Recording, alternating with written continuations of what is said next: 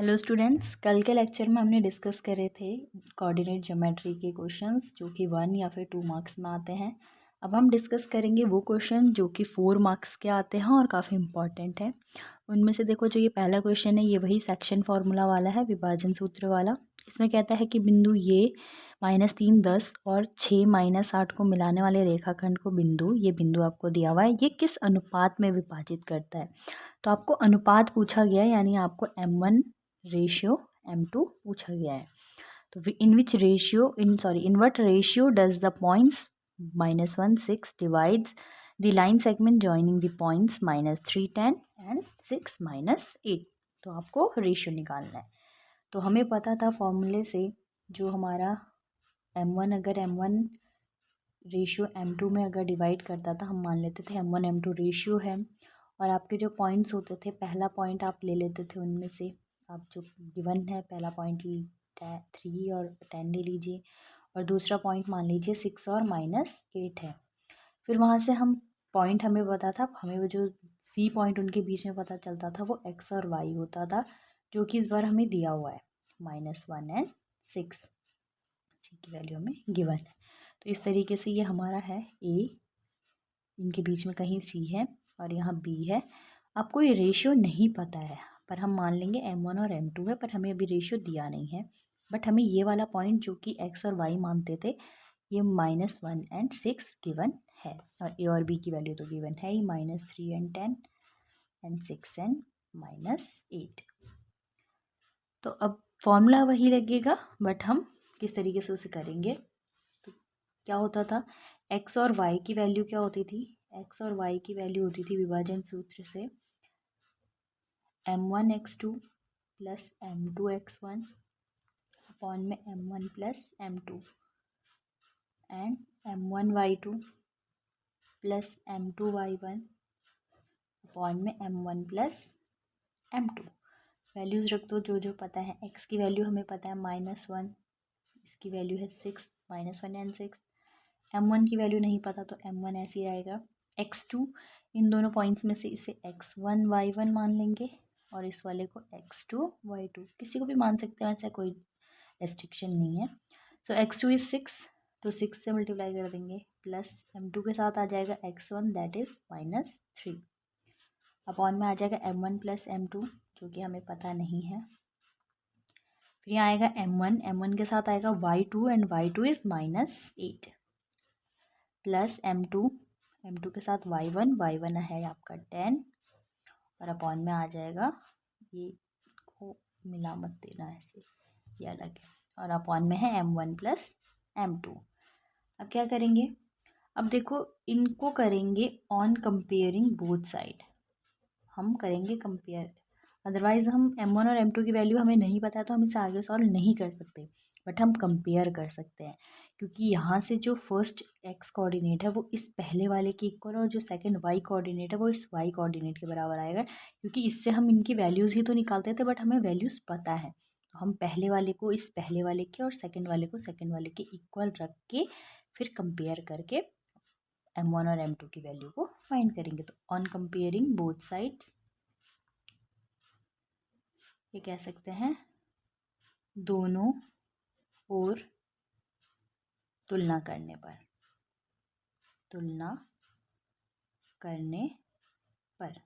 तो क्या हो जाएगा, दोनों तरफ तुलना करने पर जो ये -1 है वो किसके इक्वल आ जाएगा, इस पूरी वैल्यू के जो इस कॉमा से पहले है। तो क्या है m1, अब नंबर को आगे और वेरिएबल को पीछे लिखना ज़्यादा बेटर रहता है, तो 6m1 प्लस माइनस का माइनस हो जाएगा 3m2 अपॉन में m1 प्लस m2, और दूसरी चीज़ यहाँ से क्या इक्वल आ जाएगा, 6 इसके इक्वल आ जाएगा, तो 6 इज इक्वल्स टू -8m1, यहाँ पे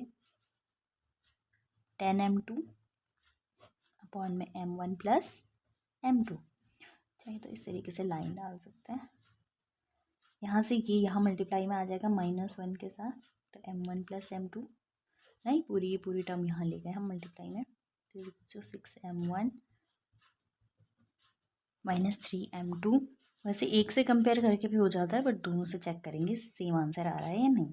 तो माइनस अंदर मल्टीप्लाई होगा, तो माइनस का m1 माइनस का m2 is equals to 6m1 -3m2। m2 को इधर और m1 को इधर शिफ्ट कर देंगे तो यहाँ बच जाएगा माइनस का m2, ये m2 इधर आएगा तो +3m2 आ जाएगा। यहाँ 6m1 है और इस m1 को इस तरफ लाएंगे तो इस तरफ माइनस का m1 है, इस तरफ आके प्लस का m1 हो जाएगा।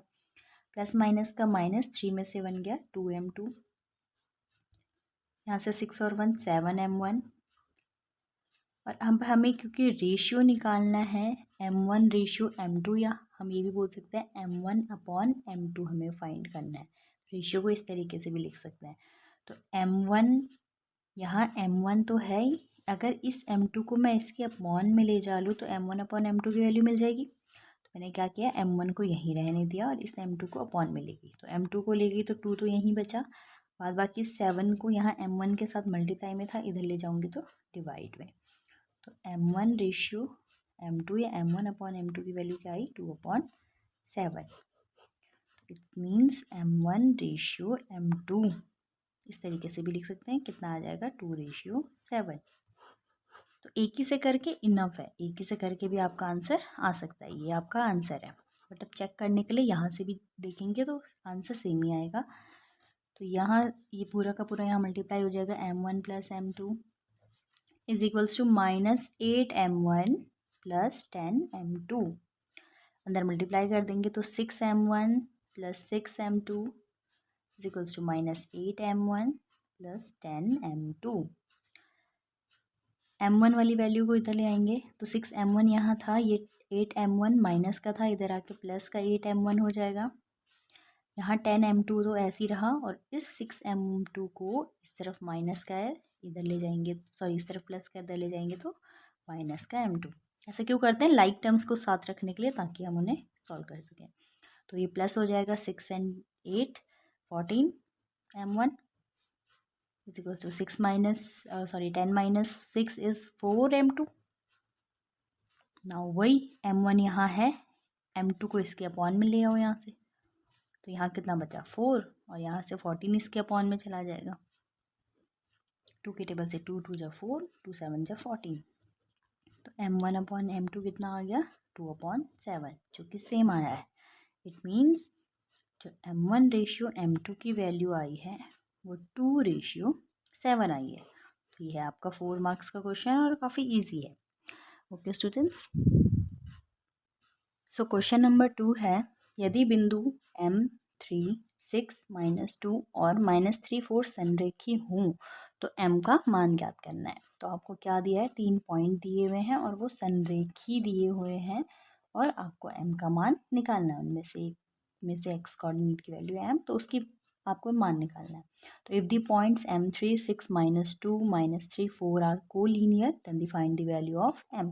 तो पहले कोलिनियर और संरेखी क्या होते हैं। तो कोलिनियर और संरेखी का मतलब होता है कि यहाँ पे 3 क्योंकि पॉइंट्स की बात कर रहे हैं तो इट मीन्स 3 लाइन बनने वाली है। तो 3 रेखाएं ऐसी जो या तो एक के बाद एक आ रही हों, इनको हम बोलेंगे संरेखी। संरेखी मतलब एक ही रेखा में, या हो सकता है ये एक के ऊपर दूसरी, दूसरी के ऊपर तीसरी, ऐसे भी हो सकती है। एक लाइन, उसके ऊपर दूसरी लाइन, उसी के ऊपर इस तरीके से तीसरी लाइन, एकदम एक दूसरे के ऊपर, ये हो सकता है। और तीसरी चीज़ हो सकती है कि वो 3 लाइनें आपस में इस तरीके से पैरेलल हो, है ना, समांतर हो। तो इस तरीके से जब 3 रेखाएं होती हैं तो उनको संरेखी बोला जाता है। तो संरेखी है तो कहता है m का मान ज्ञात कीजिए। तो यहाँ से हमें ये हिंट मिलती है कि हमें त्रिभुज के क्षेत्रफल वाला फॉर्मूला लगाना है। और 3 रेखाएं क्योंकि संरेखी हैं तो वो कभी भी एक त्रिभुज तो नहीं बनाएंगी, कभी भी नहीं बना पाएंगी किसी भी कंडीशन में, तो त्रिभुज बनेगा ही नहीं, तो जो क्षेत्रफल आएगा वो 0 आएगा।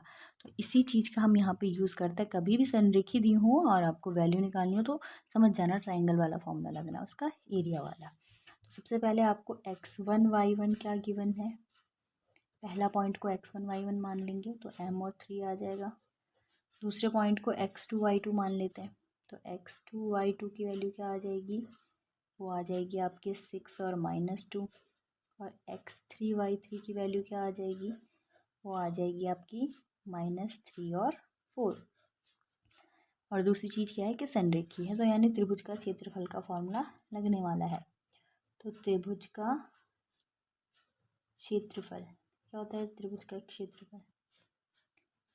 फॉर्मूला होता था 1/2 x1, फिर 1 के साथ y2 और 3, 1 2 3, तो y2 y3 प्लस x1 आ गया तो अब x2 आएगा, 2 और 3 आ गए, 3 के बाद फिर 1, तो y2 के बाद 3 माइनस y1, 2 के बाद यहाँ पे 3, फिर 3 के बाद 1, फिर प्लस x1 x2 हो गए, अब आएगा x3, तो x3 के साथ x3 के बाद आता है 2, फिर माइनस y1।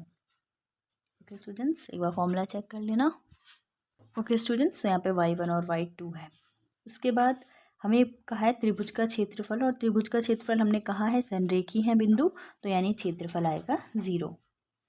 यहाँ पे वैल्यू रख देंगे 1/2 x1 की वैल्यू, तो इनमें से सबसे पहली वैल्यू m है, y2 की वैल्यू ये बाद वाली यानी -2, y3 की वैल्यू ये तो -4, प्लस x2 की वैल्यू, तो ये x1 वाला x2 की वैल्यू 6, y3 की वैल्यू 4, माइनस y1 की वैल्यू है 3, प्लस x3 की वैल्यू क्या है हमारे पास -3, y1 की वैल्यू है 3, माइनस y2 की वैल्यू है आपके पास -2।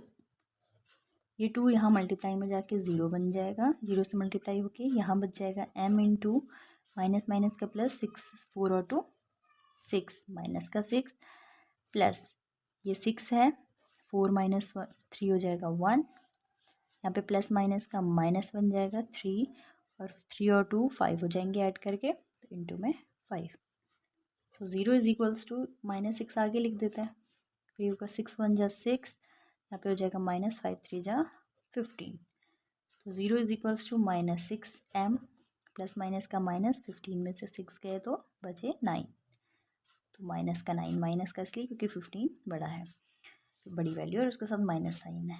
फिर आप 9 को इस तरफ ले आइए, तो यहाँ बच जाएगा माइनस का 6m, 9 उस तरफ चल जाएगा तो प्लस का 9 हो जाएगा, तो m की वैल्यू आ जाएगी 9 अपॉन माइनस का 6, तो m की वैल्यू हो जाएगी 3 2 जा 6, 3 3 जा 9, तो माइनस का 3/2, माइनस ऊपर नीचे कहीं भी लगा सकते हैं, कोई दिक्कत नहीं है, तो m की वैल्यू आ जाएगी माइनस का 3/2।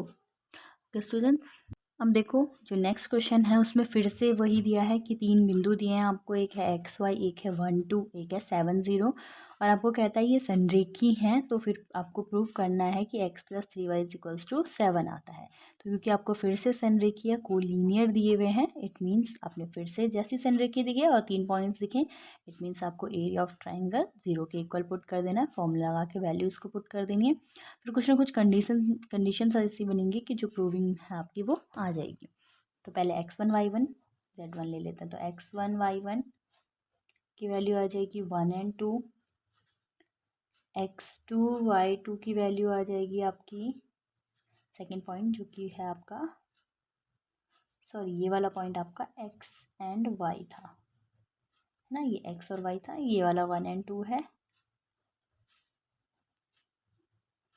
और जो थर्ड पॉइंट है x3 y3 वो है आपका 7 और 0।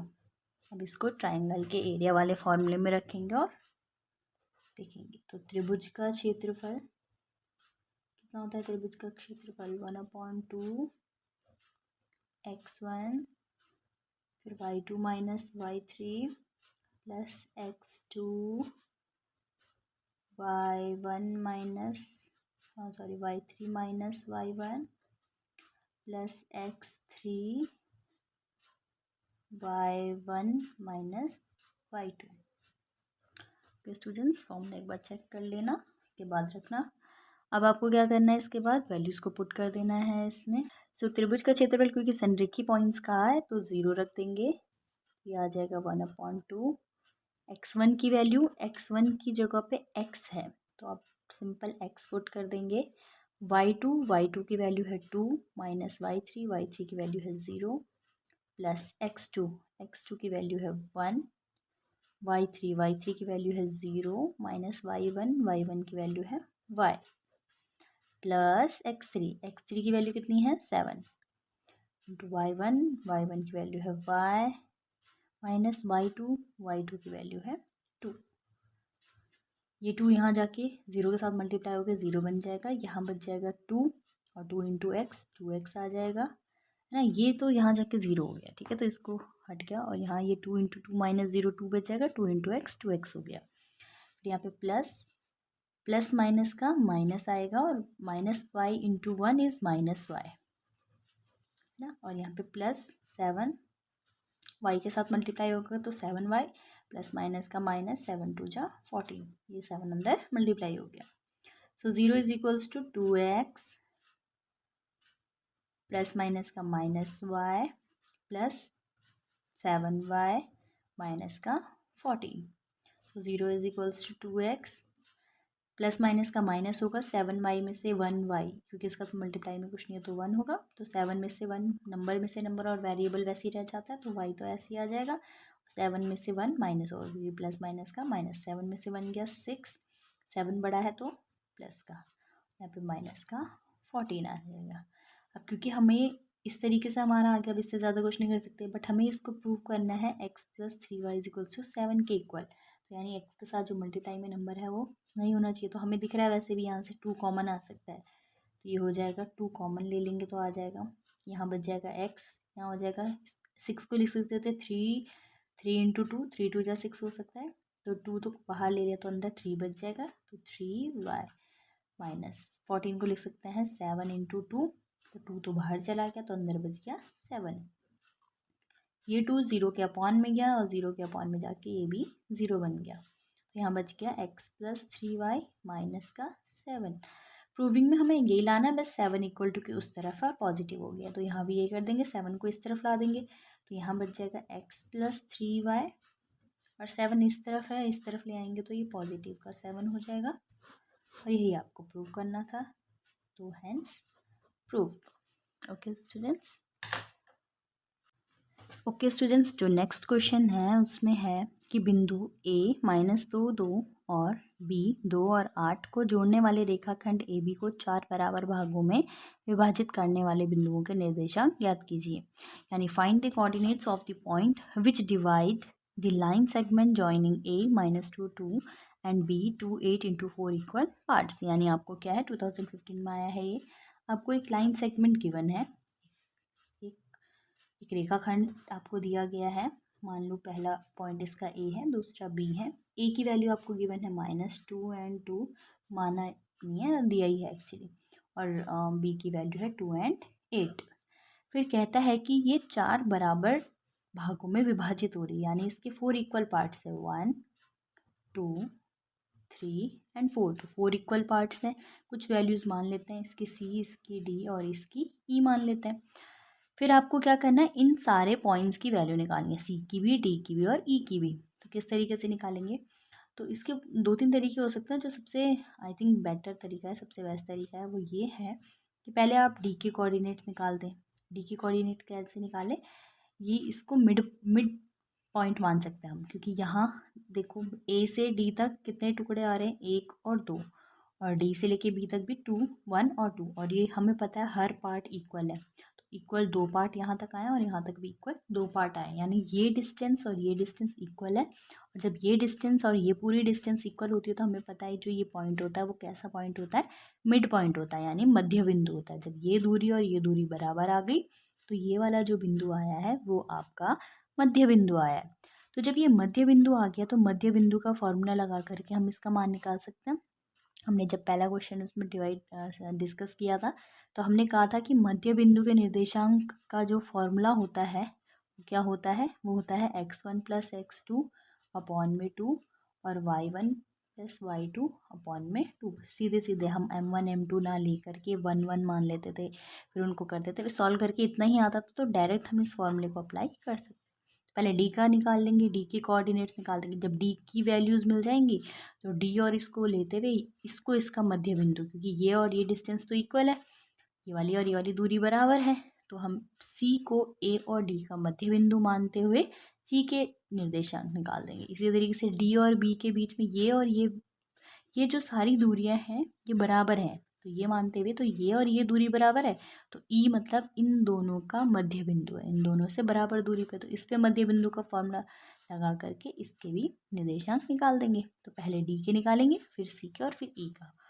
तो सबसे पहले लिखेंगे सिंस डी कॉमा ए तथा बी का मध्य बिंदु है,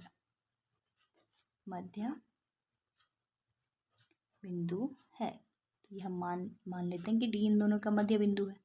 तो इसलिए डी के जो कोऑर्डिनेट्स आएंगे उनको हम एक्स और वाई मान लेते हैं। तो एक्स और वाई की वैल्यू कितनी आएगी, विभाजन सूत्र या सेक्शन फॉर्मूले से कितनी आ जाएगी, वो आ जाएगी x1 plus x2 upon 2 and y1 plus y2 upon में 2।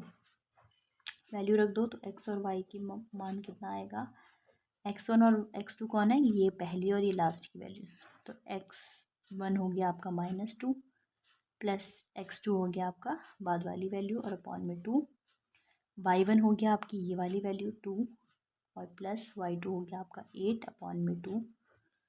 तो ये हो जाएगा आपका -2 + 2 0 हो जाएंगे, तो पहली वैल्यू 0 आ जाएगी। 8 और 2 10 हो जाएगा, 10 अपॉन 2। सो एक्स और वाई की जो वैल्यूज़ आएंगी वो आएगा, पहली वैल्यू 0, दूसरी वैल्यू 5 टाइम्स में कैंसिल आउट तो 5, तो 0 और 5। ये किसके कोऑर्डिनेट्स आ गए हैं, डी के। अब हमें डी के थ्रू किसके निकालने होंगे, सी के। तो इसी तरीके से लिखेंगे सिंस, यहाँ पे सी के निकाल लेंगे और इस तरफ यहाँ पे ई के निकाल देंगे। तो लिखेंगे सिंस सी ए तथा डी का, अब डी आ जाएगा यहाँ पे, डी का मध्य बिंदु है,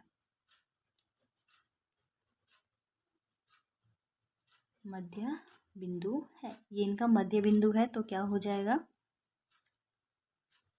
अब इस वाले के कोऑर्डिनेट्स को x1 y1 मान लेते हैं, इस वाले को हम x3 1 और 2 इनको मानते हैं ना, 3 y3, इसको x4 y4 मान लेते हैं। तो x3 y3 की वैल्यू कुछ भी ले सकते हैं, खैर वैल्यूज तो। और यहाँ पे जो e था वो a तथा e किन किन का मिड पॉइंट है, सॉरी d तथा b का मध्य बिंदु है।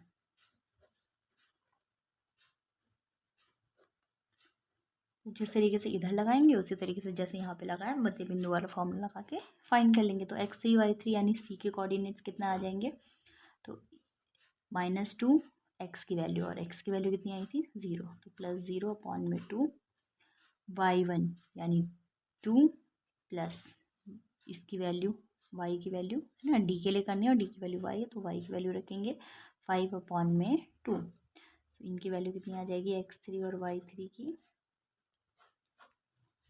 ये यहाँ पे -2 हो जाएगा अपॉन में 2, क्योंकि 0 की वैल्यू होगी नहीं, तो -2 अपॉन 2, 5 और 2 हो जाएगा 7, तो 7 अपॉन 2, 2 से 2 कैंसिल आउट हो जाएगा। तो x3 y3 की वैल्यू हो जाएगी आपकी -1 आ जाएगा यहाँ पे 7 अपॉन 2। तो ज़रूरी नहीं कि कोई कट के नंबर ही आना चाहिए, अपॉन में भी आ सकता है। तो ये आ गया आपके सी के कोऑर्डिनेट्स, ये सी के कोऑर्डिनेट्स हो गए। अब हमें निकालने सी के आगे, डी के आगे, अब ई के। तो ई के इस तरीके से निकालने वाले थे हम, इसलिए x4 y4 की जो वैल्यू हो जाएगी वो हो जाएगी, क्या करेंगे, ये वाली वैल्यू और डी वाली वैल्यू के लिए, और डी की वैल्यू 0 और 5 है, तो ये वाली वैल्यू और +0, तो 0 + 2 अपॉन में 2, एंड ये वाली वैल्यू प्लस ये वाली वैल्यू यानी 5 + 8 अपॉन में 2।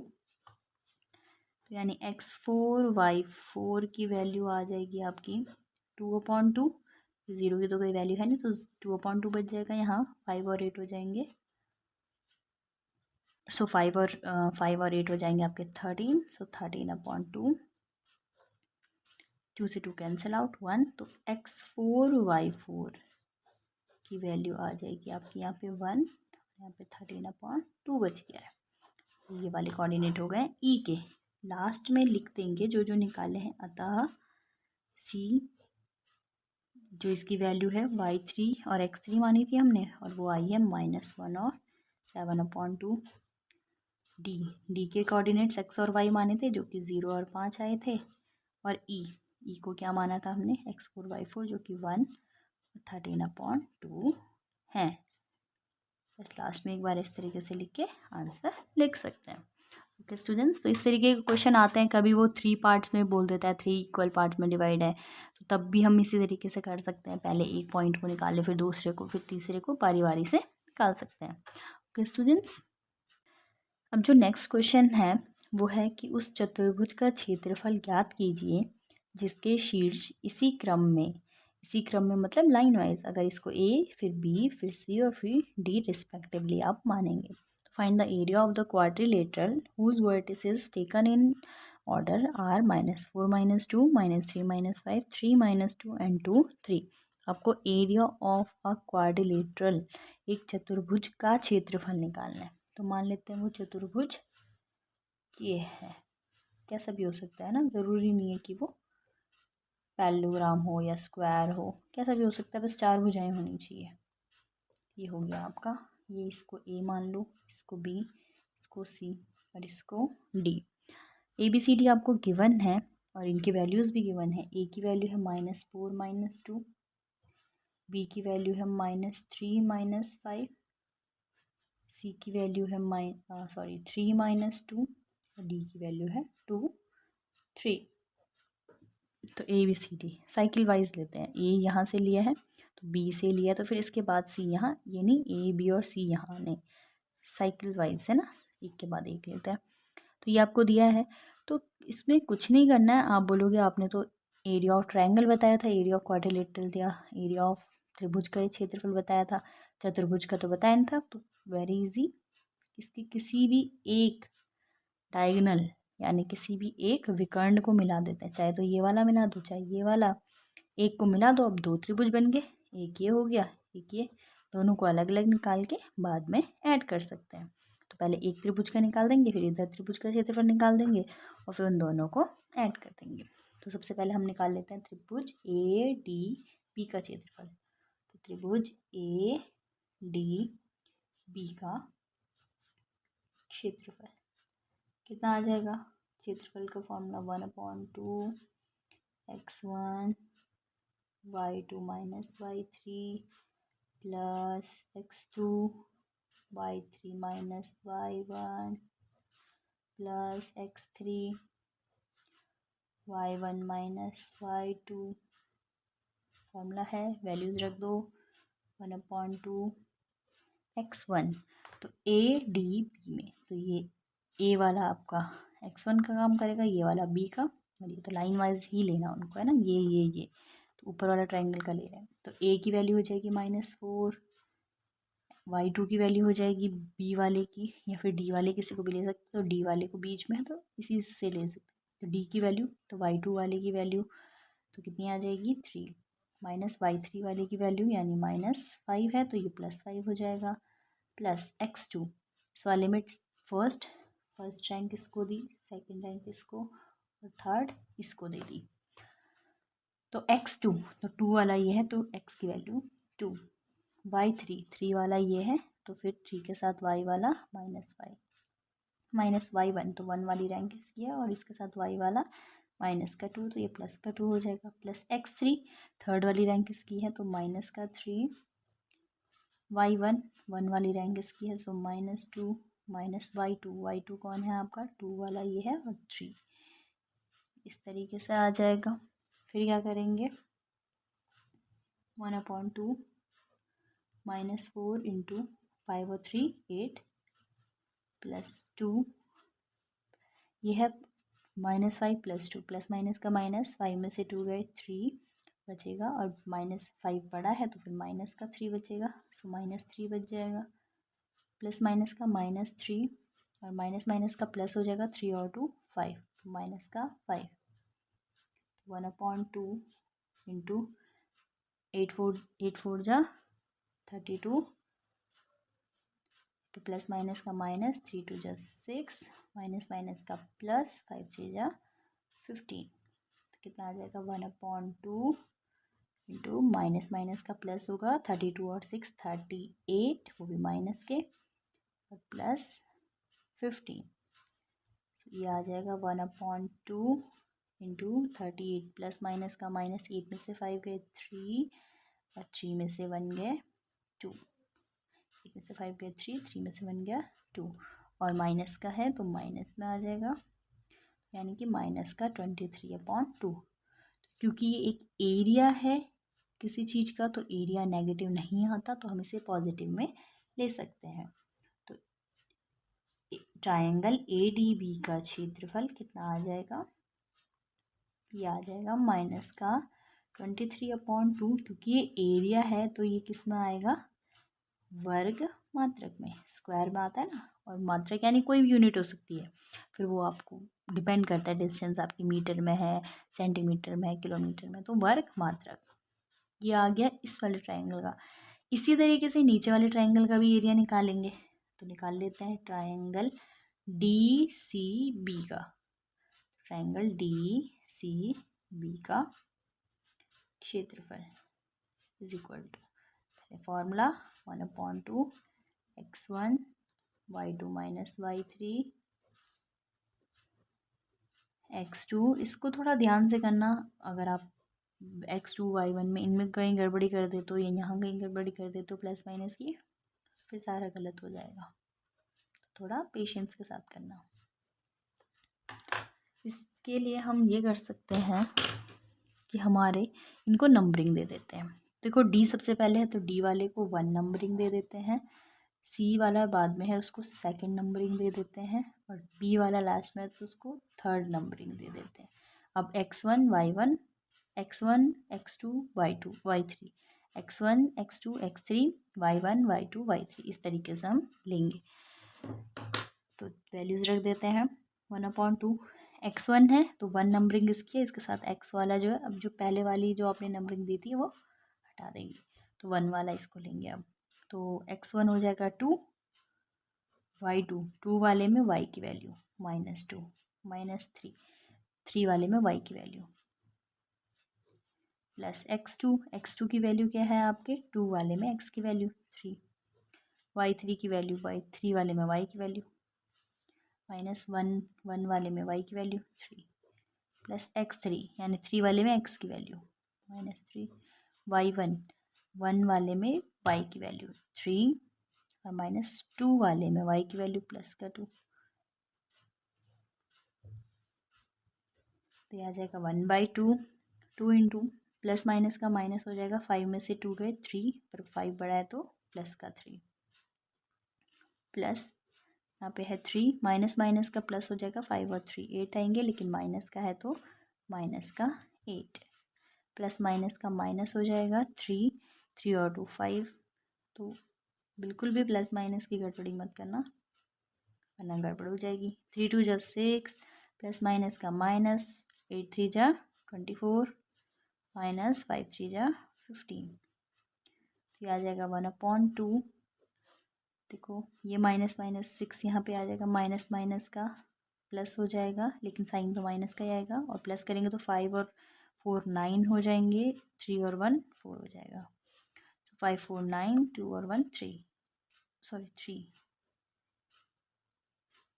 तो यहाँ पे हो जाएगा 1/2 प्लस माइनस का माइनस हो जाएगा, 39 में से 6 जाएंगे तो बच जाएंगे 33 और 39 माइनस का है तो माइनस में, बट क्योंकि ये एरिया है हमने पहले भी बोला था, और अगर नेगेटिव आ भी जाता है तो उसको पॉजिटिव ही ले लेते हैं, पॉजिटिव ले लेते हैं, तो कितना आ जाएगा 33/2 वर्ग मात्रक,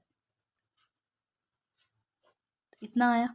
बट हमें क्या पूछा था, पूरे क्वाड्रिलेटरल पूरे चतुर्भुज का क्षेत्रफल पूछा था, तो हम लास्ट में लिख सकते हैं अतः